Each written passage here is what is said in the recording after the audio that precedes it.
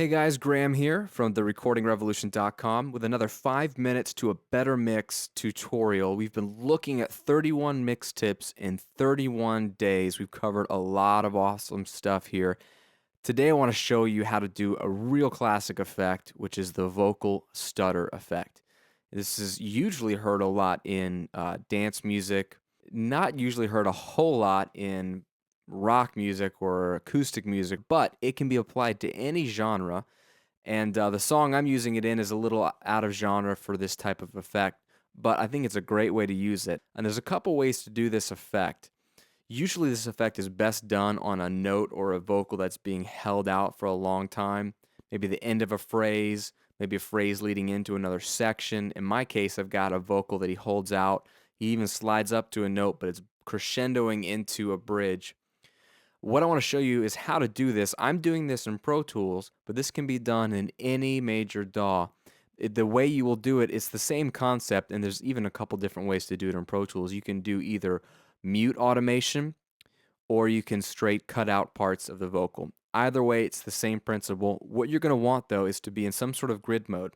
Okay, so get your DAW, make sure you're in some sort of grid. Take a listen to where you want to apply it. In my case, I wanted to be on this long held out note here. So take a listen to the context we're in.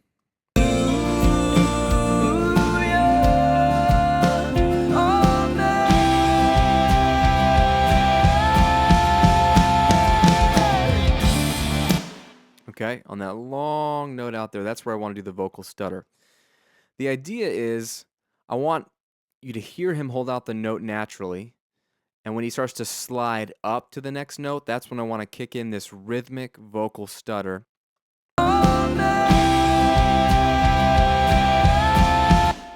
Right here, when he gets to this bar, is where I really want the vocal stutter to start.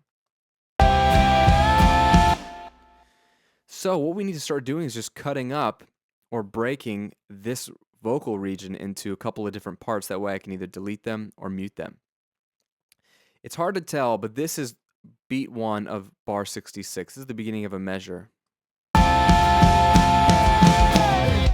So this is the downbeat. So I want to keep the first part of that. I'm going to put a break here, a break here. I'm just kind of cutting up on the 16th notes.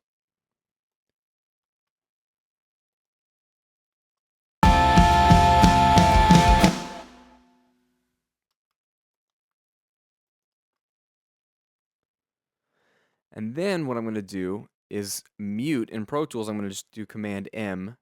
This will mute those regions. They're grayed out. You could just straight delete them in your DAW or in Pro Tools if you like.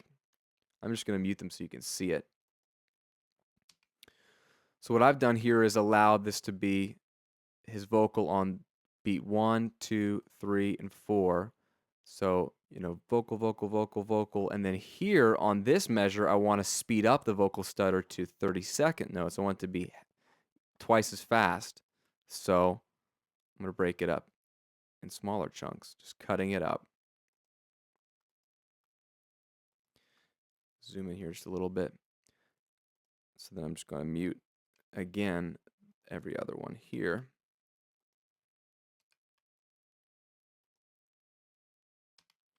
And in essence, what I've done is, if this is the beginning of the downbeat, I've allowed it to be a 1, 2, 3, 4, 1, 2, 3, 4 type of rhythm of his vocal where it's cut every other bit of that. So the downbeat is where I want the vocal to be, as opposed to the opposite. I don't want to cut starting at 1. I want to cut halfway after 1.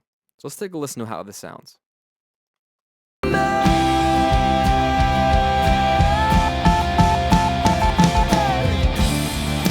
So you get that rhythmic stutter, right? That was a real simple one, but it follows along with the beat. The 1, 2, 3, 4, 1, 2, 3, 4, doom. And all we're doing is we're moving part of the audio in time with the song. That's why it helps to record to a click track and to be in some sort of grid when you do a session, because then you have the liberty to cut up your audio, do some mute automation, delete some parts in sync with the tempo of the song, and it makes this type of editing really, really easy. And it's a cool effect, and you can then play around with if you didn't like the rhythm, or if you wanted to speed it up even more, or do the vocal stutter a little bit sooner. You just adjust where you're deleting or muting. But that's the big idea. Vocal stutter effect. You can use it on any type of song, any type of track. Use it sparingly, but it's not as hard as it sounds. There's no effect you need to do other than just remove parts of the audio, and you have to think rhythmically and think in time. So try it out. Hope that helps you guys. Again, this is Graham at therecordingrevolution.com with 5 minutes to a better mix. Can't wait to see you on the next video.